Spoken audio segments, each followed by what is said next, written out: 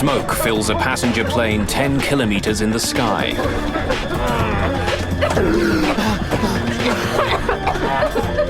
Going down. Electrical systems shut down as the smoke spreads. The crew tries desperately to land their stricken plane. We're gonna need an emergency landing. Put your hat on your lap. We're going to need fire trucks. They're standing by for you. What seemed like a small problem at first has become a life-or-death struggle for everyone on board Air Canada Flight 797.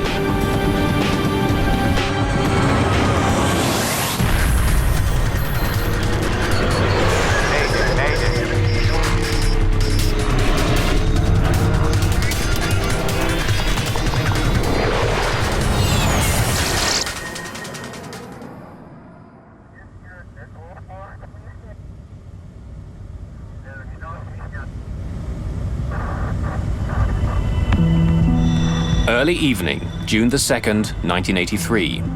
Supper time aboard Air Canada Flight 797. Captain Donald Cameron has been working for Air Canada for 17 years and has flown almost 5,000 hours on a DC-9. But it doesn't mean he gets to eat first. How was your seafood? Nice? Before he can dig in, his first officer, Claude Ouimet, will have to finish. Good. The jet is in the middle of a flight from Dallas, Texas to Montreal with a stopover in Toronto. The heavy cloud cover below hides some light showers, but at their cruising altitude of 10,000 meters, the view is clear and bright.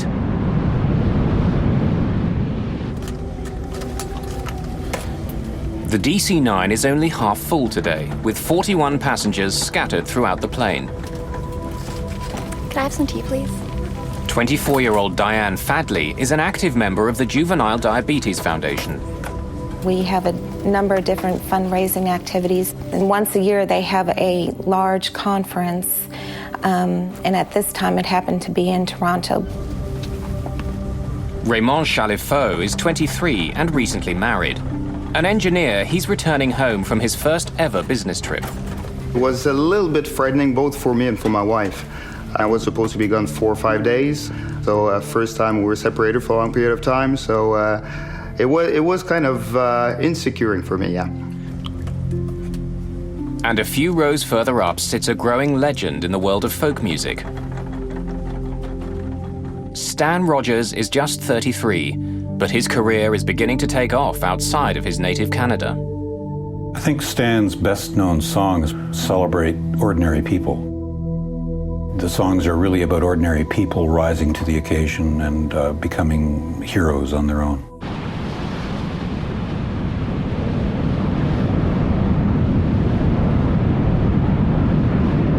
Just before 7 o'clock, the plane is a little more than halfway to Toronto.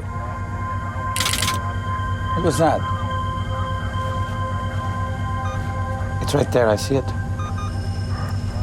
Right there. Yeah. 3 circuit breakers have popped out. Like fuses, they protect delicate electrical circuits on the plane from becoming overloaded. Like a machine gun. Yeah. Zap, zap, zap. The 3 breakers are for the flushing motor in the toilet at the rear of the plane. Cameron decides to give them a few minutes before he tries to reset them again. You know, sometimes it overworks and overeats, and then the breaker popped, and then it cools off, and then you push the breaker and everything is fine. So put the snag in the logbook, and that's it. Someone must have pushed a rag down the toilet or something. Jammed it and it overheated. Cameron thinks that something must be stopping the motor from working properly. But it's not an emergency. Toilets get blocked all the time.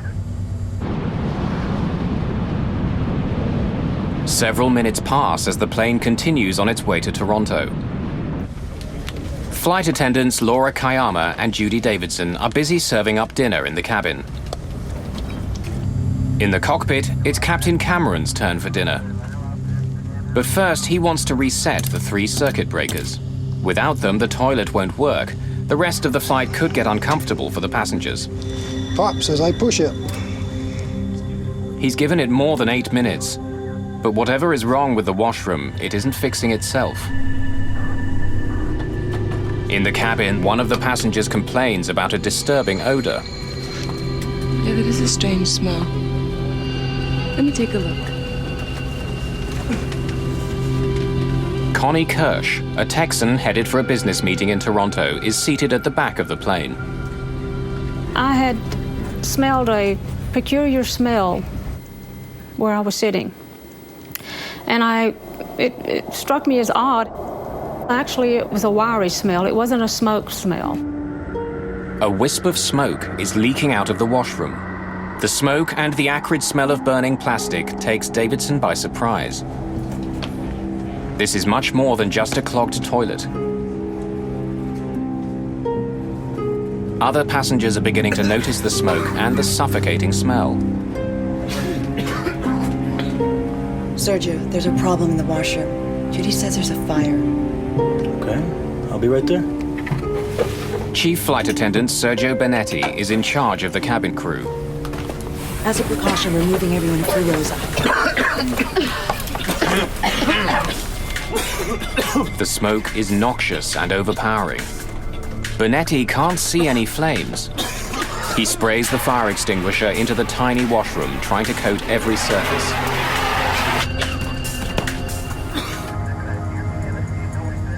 It's 2 minutes past 7, just 11 minutes since the circuit breakers first popped out. Laura Kayama brings Captain Cameron the disturbing news. Excuse me, Captain. There's a fire in the washroom in the back. They just went back to go put it out. You want me to go back? Yeah, go. A fire on board an aircraft is one of the worst situations any crew can face. The plane is some 10 kilometers high. What starts as a spark can turn deadly in a few short minutes. But at the moment, Cameron doesn't know how bad the situation is.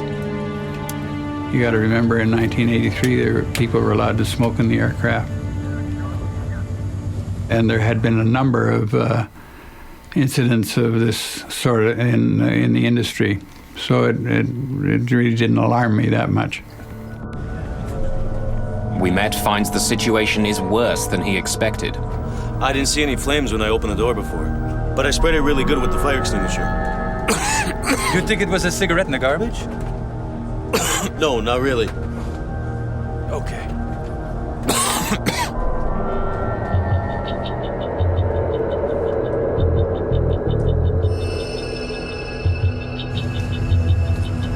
Can't get back there. Smoke's too heavy. I think we'd better go down. But Flight Attendant Sergio Benetti has a very different assessment of the situation. You don't have to worry. I think the smoke's easing up. It's a confusing moment for Captain Cameron. Some components do fail from time to time that are not severe or serious enough to cause an emergency descent. That's a pretty serious thing. When Ouimet and Benetti were at the back of the plane, the smoke seemed thick, but now it appears to be subsiding. Okay, it's starting to clear now. But I'll go back and check if that's okay. Yeah, that's okay. Take these goggles. I'll leave my mask on. Go back wherever you can, but don't get yourself incapacitated. No problem. No problem. If it's just a broken toilet motor, Cameron can still make it to Toronto. But if it's more serious, he'll have to land immediately before the small inconvenience becomes a deadly problem.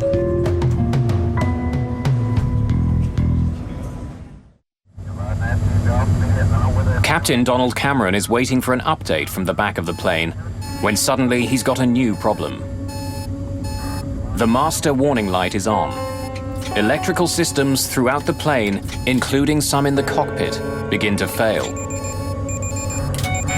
The airplane basically lost all its sophisticated navigation and attitude information. So I was left very suddenly with, I think, 3 engine instruments per engine and 4 flight instruments, which were very primitive. They were what you might have flown a World War II bomber with.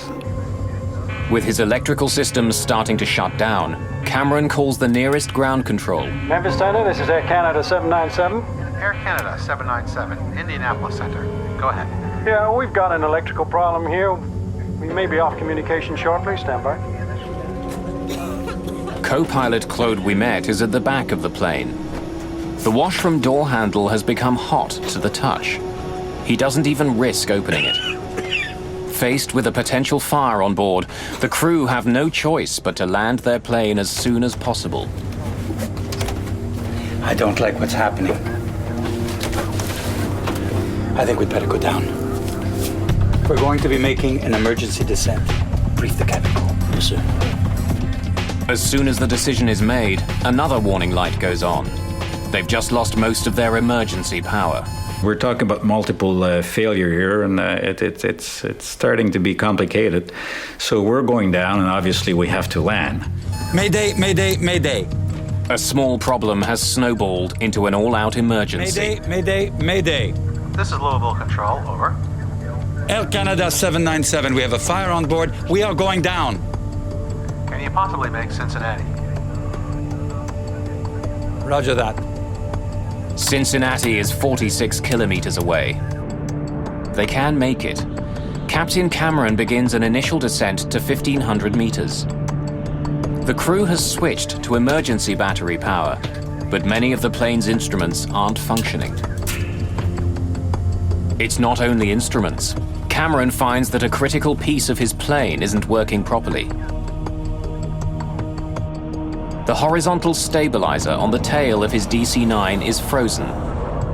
Cameron uses the part that's still working, the elevators, to make the plane dive. But like a car that's lost power steering, the aircraft resists.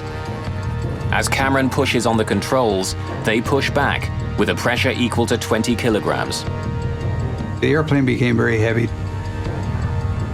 and I took my total concentration to fly the airplane.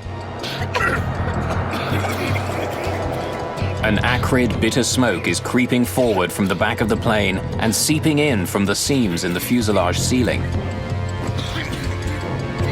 It hovers like a cloud over the passengers' heads. Incredibly harsh smoke that was really irritating your throat. You had to take really, really small breaths, otherwise you would choke. I could see it rise. It was traveling along those luggage racks, coming forward. The smell of burning plastic fills the air. Dropping oxygen masks could make the situation worse. I could have deployed the oxygen mask for the passengers, but it's forbidden. You're only allowed to use the oxygen mask in the case of a massive decompression or loss of cabin pressure, not for fire.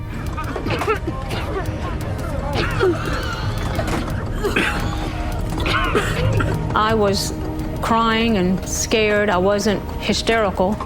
The gentleman sitting next to me explained to me that if I would not cry and if I could, conserve my, not breathe so fast, that it would conserve the oxygen, would help us, and not to worry, that the flight attendants, they really know how to handle these sort of situations. As the electrical malfunctions ripple through the plane, the PA system shuts down. Flight attendants struggle to shout directions, but it's getting more and more difficult to breathe. In 1983, it's not standard procedure to tell passengers how to open the emergency doors. But in this case, the two flight attendants are taking no chances. The plane is possible.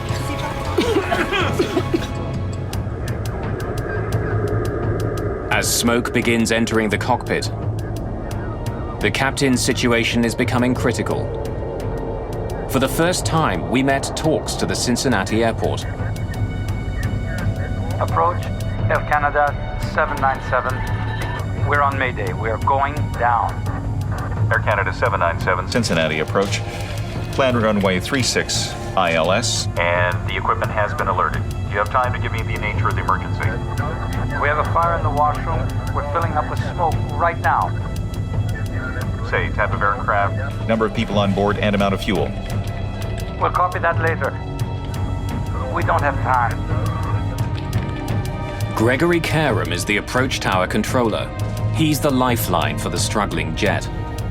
He can't see the plane on radar yet, but he knows it's in trouble. There was really no mayhem whatsoever, no screaming, nothing at all. In fact, it was very quiet and calm. And again, I was terrified at that point. Almost 13 minutes after 7, Karam catches sight of Flight 797 on his radar. Air Canada 797, you are now fully identified. This will be a no-gyro radar approach for runway 27 left. Descend now to 3,500 feet. Your position is now 12 miles southeast of the airport. The crew needs to be guided in from the ground. Struggling to see through the dense smoke, they could easily veer off course. Karam will talk them down, watching them every step of the way. In the cabin, the smoke and heat are becoming unbearable. My thought was, well, we're gonna crash. They won't be able to identify myself because I didn't have my papers with me, so I stood up, I took my wallet in the compartment and put my jacket on so that they could identify my body.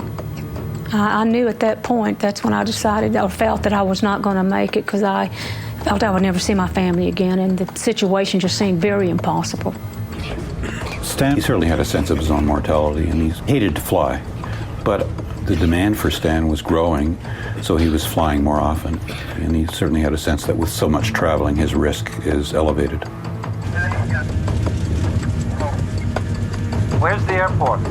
12 o'clock and 8 miles, Air Canada. Okay, we're trying to locate it. We're going to need fire trucks. They're standing by for you. Can you give me the number of people and amount of fuel? We don't have time. It's getting worse in here. Understood, sir. Turn left now. You are 1/2 mile north of final approach.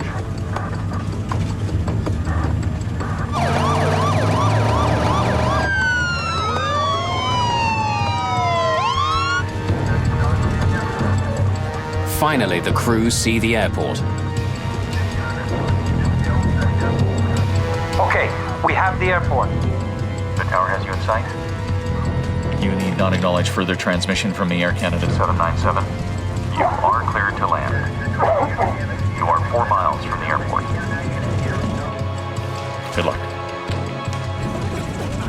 In a thick haze of smoke and soot, flight attendants Laura Kayama and Judy Davidson feel their way along the aisle, trying to reassure the passengers. They can't get past the 12th row. The smoke and the heat are overwhelming.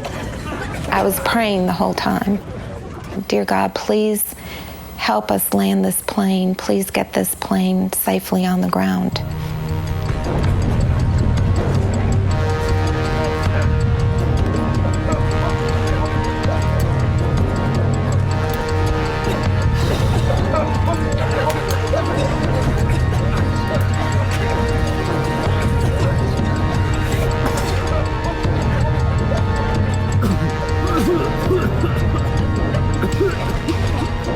Can't see, can't breathe, death absolutely crossed my mind, but hang in there, don't give up. I've been married for less than a year and it's already over. So I started breathing as little as I could and start thinking seriously at my wife. Fighting the reluctant controls, Captain Cameron's strength is being pushed to the limit.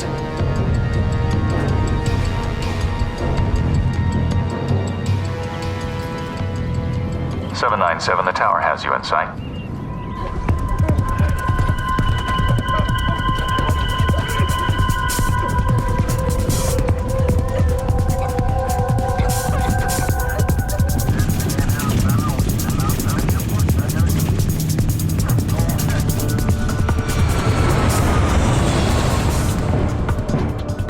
Squinting through the smoke, the crew of Flight 797 land hard. At 20 minutes after 7, the Air Canada plane is on the ground. It's less than 30 minutes since the first sign of any trouble on board Flight 797. When we touched the ground, I assumed that we're safe now. Now let's get out of this airplane. But inside the plane, the smoke isn't letting up. Passengers are undoing their seatbelts and trying desperately to escape. I got up out of my seat, and I remember putting my hands up on someone's back, and it was like waiting in a line. And I knew that was one line. I didn't want to wait very long. So I turned around and went the other direction, not knowing I was actually heading towards the front of the plane.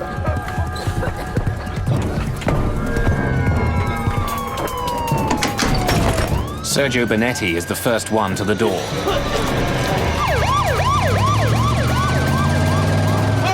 He helps gasping passengers escape.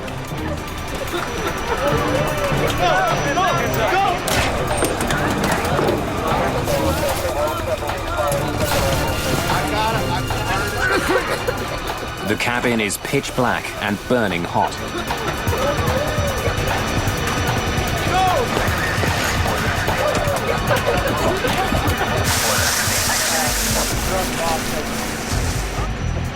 In the cockpit, the crew quickly shuts the plane down.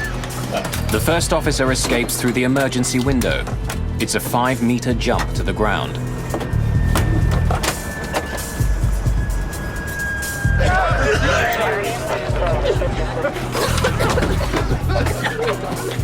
Passengers have opened 3 of the overwing exits. But even with the doors open, the exits are all but invisible. The smoke is too thick.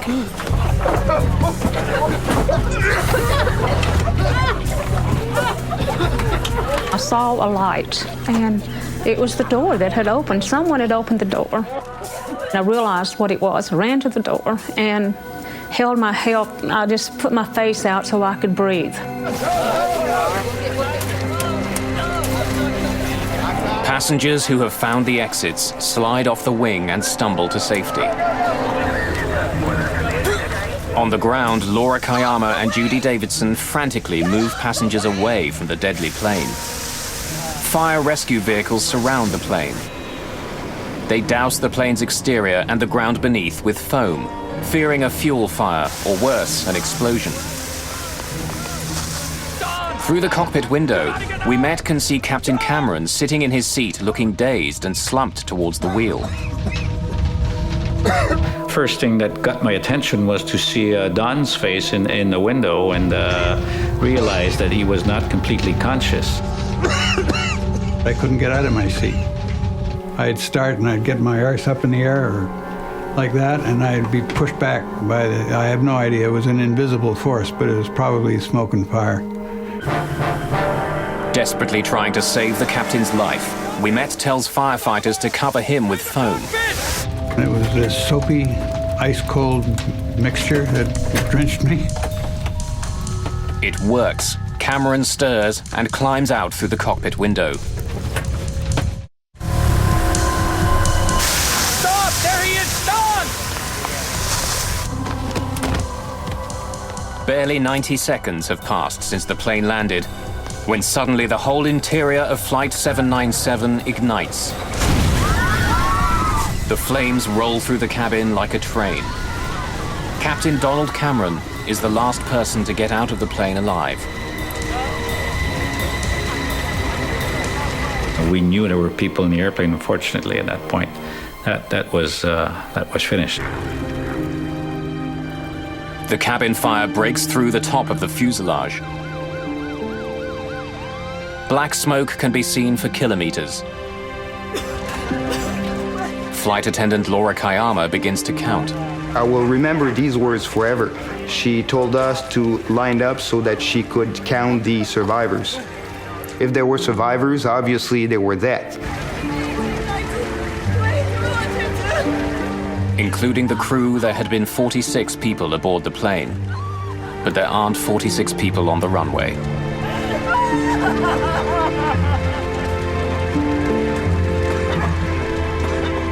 I really thought that if the pilot could land the plane, we would all get off. But I knew when I looked around, I didn't think we were all there. The passengers who escaped the plane suffer from smoke inhalation and minor injuries, but most are not badly hurt. It was almost like if you got off the plane, nothing was wrong. I mean, there was maybe a sprained ankle, maybe someone had a broken arm or something. You made it and you were completely fine, or you didn't make it. The young man next to me that helped me with my breathing techniques didn't survive. That was a real tough blow, because I know, for one, I believe he played a big part in my survival. I guess it was around midnight. I decided to call Air Canada. I said, I'm trying to find out if a friend of mine was on this flight in Cincinnati. And she said, are you a member of the family? I said, no, I'm just a close friend. And she said, do you know if his wife is alone? And I said, well, yes. And she said, well, she may need somebody with her.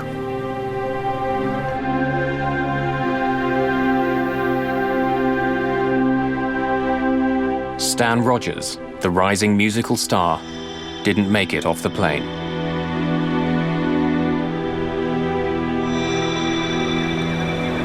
Cincinnati ground. This is Captain of the Air Canada flight that's on fire here. Captain Cameron radios Cincinnati ground control from an emergency vehicle near his plane. He has a sobering message. It seems there are 23 people left on board the aircraft. Is there a scheduled carrier runs into here that could maybe give aid and shelter to our stranded passengers? It's pretty cold out here.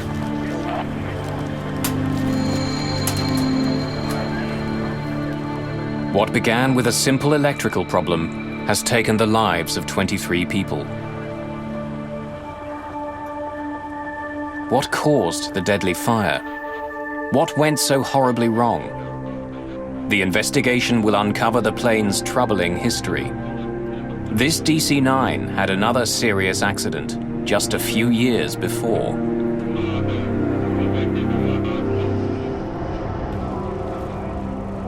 Now the burnt shell of the DC-9 sits on the runway at the Greater Cincinnati Airport. It's one of the most disturbing airplane disasters in years. Within the hour, investigators from the National Transportation Safety Board are on the scene. The first grim task of the investigators is to recover the bodies of the dead. 21 Canadians and 2 Americans. Many are burned beyond recognition.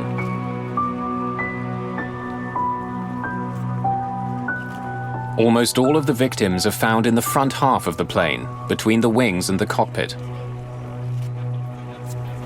Some are still strapped into their seats. Others are found in the aisles. And even though all the passengers had been moved up earlier in the flight, 2 bodies are found near the rear, beyond the wings. Because of the dense smoke in the cabin, the passengers couldn't see well enough to find the exits. And 2 passengers went beyond the overwing exits and succumbed to the environment. Investigators take blood samples from the bodies. They find deadly levels of certain chemicals that were produced as the plane burned. When we did toxicological studies, we were able to determine that there were some significant high levels of cyanide and fluoride in the blood, as well as carbon monoxide. It's not known if the toxic fumes killed the passengers. All that's certain is that they were unable to escape before the flames tore through.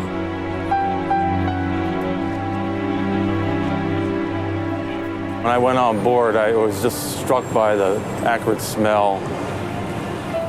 It was kind of eerie because there was a lot of fire damage. A lot of the fuselage was burned. You know, the interior of the cabin was burned down to the tops of the seats. With the bodies removed, investigators begin digging through the wreckage to try and find the cause of the fire.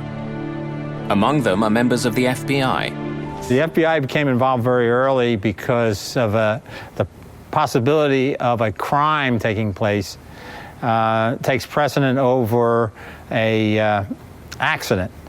They determined that there was no evidence of any crime being committed. It was probably accidental ignition. And so they then left and NTSB took over the accident. Having discounted the possibility that the fire was deliberately set, investigators consider the next obvious cause, a cigarette. When smoking on planes was still allowed, the most common source of fires in a washroom was the trash container.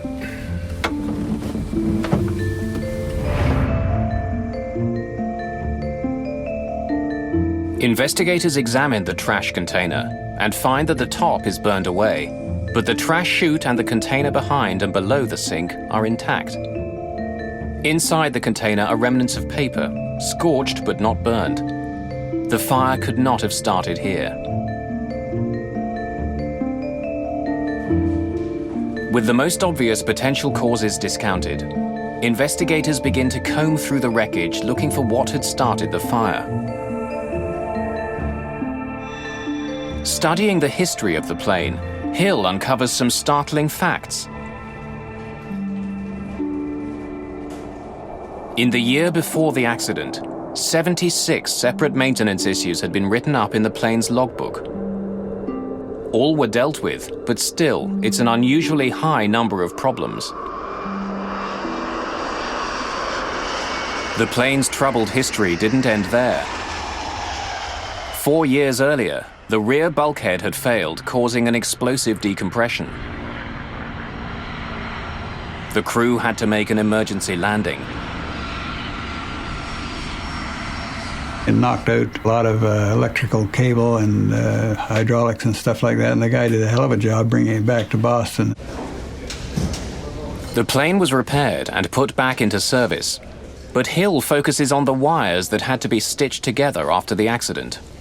There were wires that ran through there that had been cut, spliced back together. Investigators study all the wire splices they can find on Flight 797 that weren't destroyed in the fire, but they find no evidence of arcing or short-circuiting.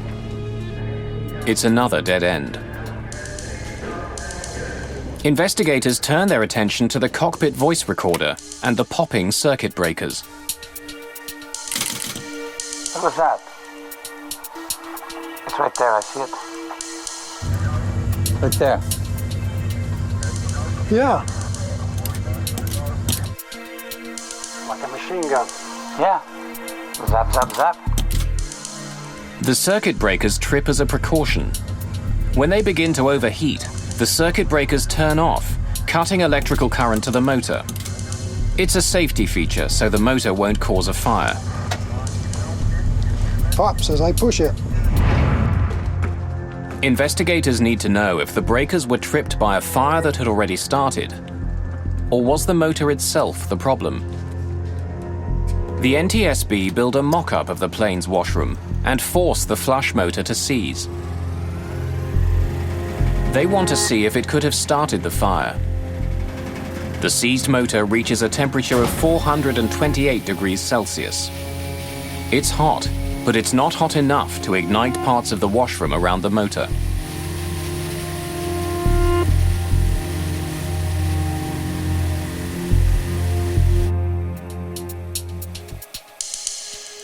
As they listen to the cockpit voice recorder, investigators uncover a puzzling clue. 3 minutes before the circuit breakers popped, the recorder picked up another noise. It was the sound of electrical arcing, like static, repeated 8 times. The noises weren't audible to the crew. Hidden from view on any airplane is a river of wiring. Investigators focus on a cable coming from a generator below the washroom floor. Insulation had rubbed off 2 wires, making it possible for sparks to be produced.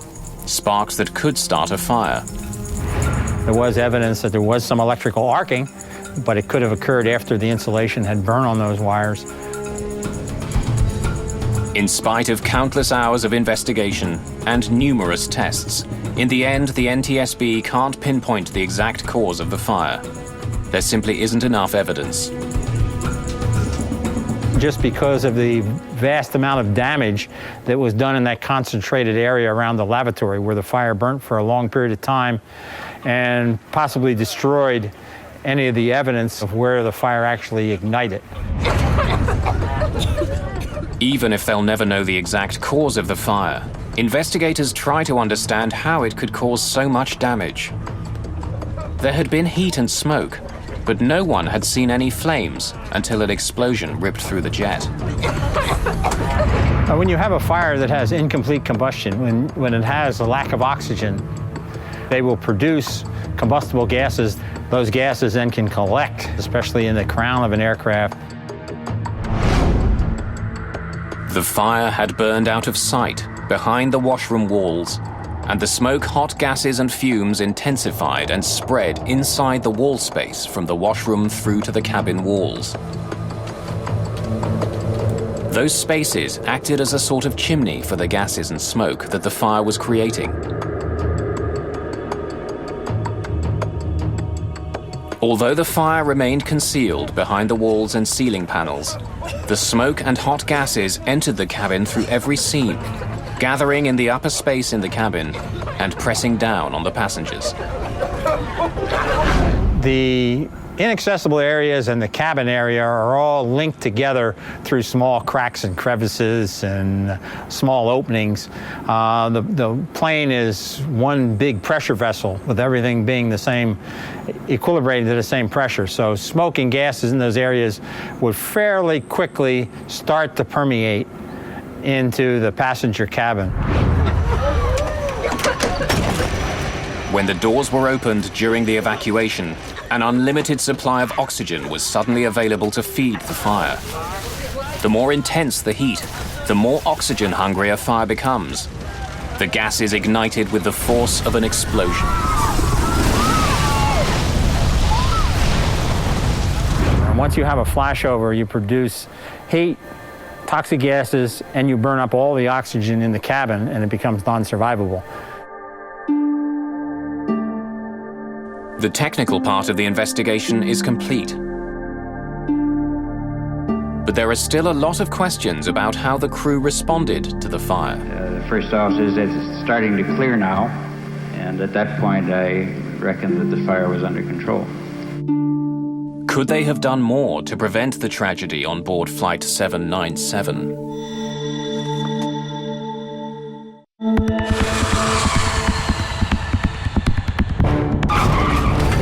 In 1983, a washroom fire on an Air Canada DC-9 filled the plane's cabin with smoke.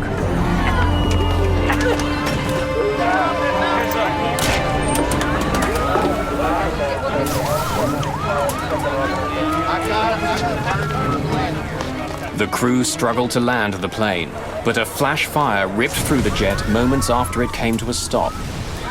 23 people were killed.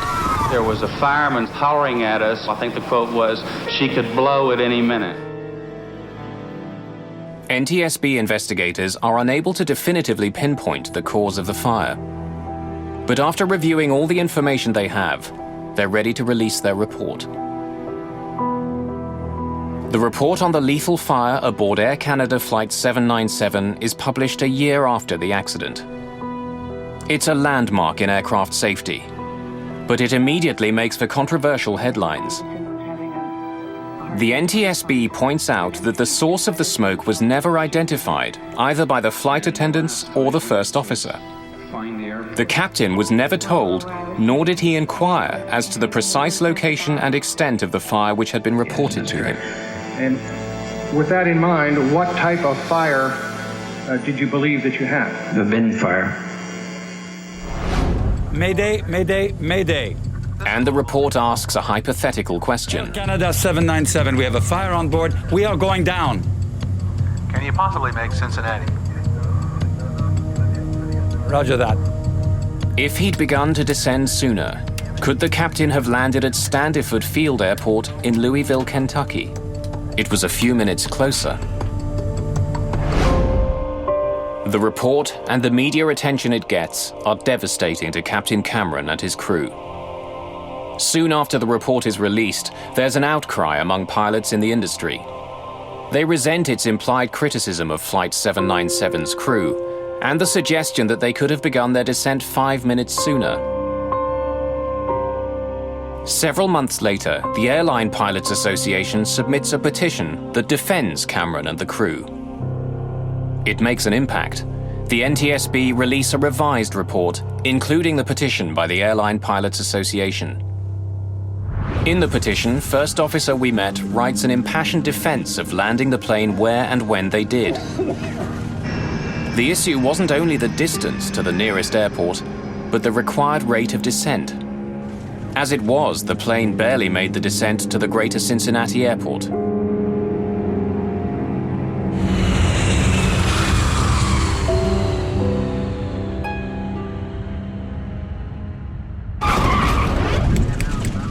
Still, the National Transportation Safety Board's revised summary doesn't pull all its punches, pointing a finger at Captain Cameron.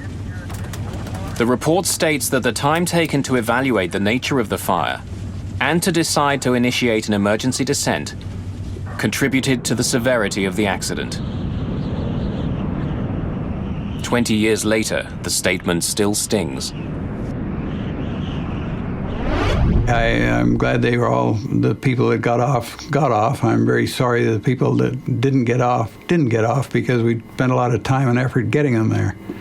That really bothered me. All I know is that I did the best I could.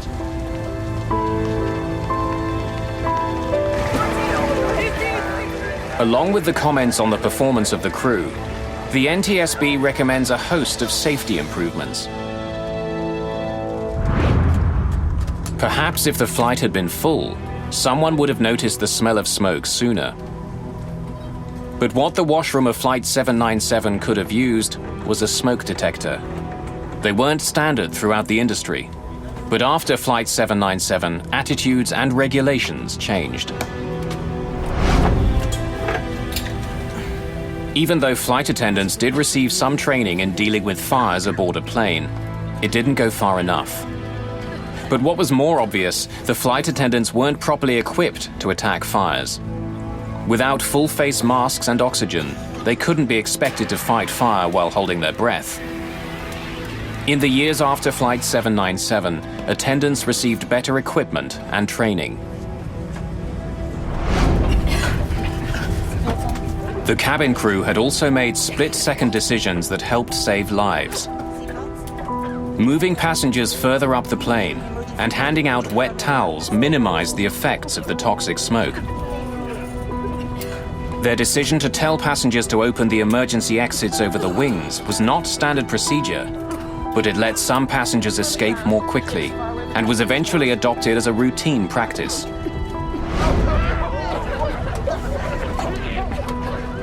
Finally, it became obvious from the location of some of the bodies that passengers died because of precious seconds lost trying to find the exits in the pitch dark.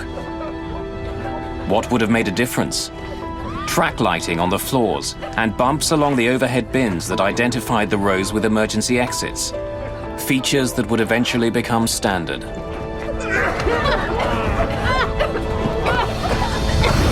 As a direct result of 797, a number of rules were changed, including a more stringent test for seats, a heat release and smoke requirement for cabin interior panels, requirement for smoke detectors in lavatories, and halon fire extinguishers in the cabin. You're going to make an emergency landing. Put your head on your lap. Stay in that position. But the changes were too late for those who died on Flight 797, like the man sitting beside Connie Kirsch.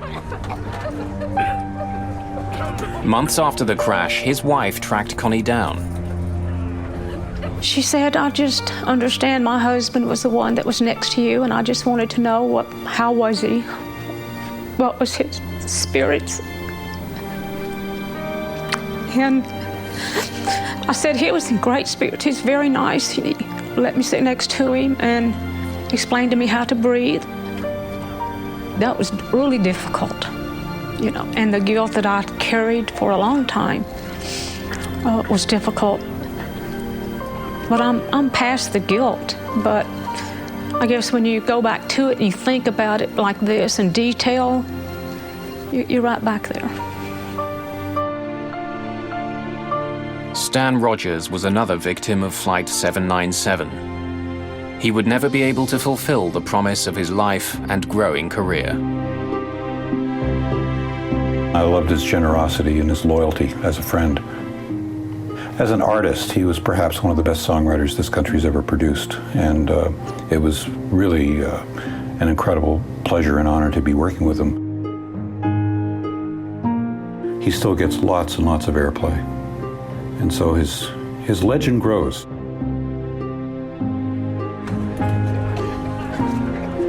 Sometime after the accident, 2 Air Canada employees show up at Diane Fatley's door in Dallas. They brought my Bible. It's dark because it was burned and singed, but it's a paperback Bible and it did not completely burn up. This is just a reminder to me that God was with me. And I believe He protected me. And, He was there with me.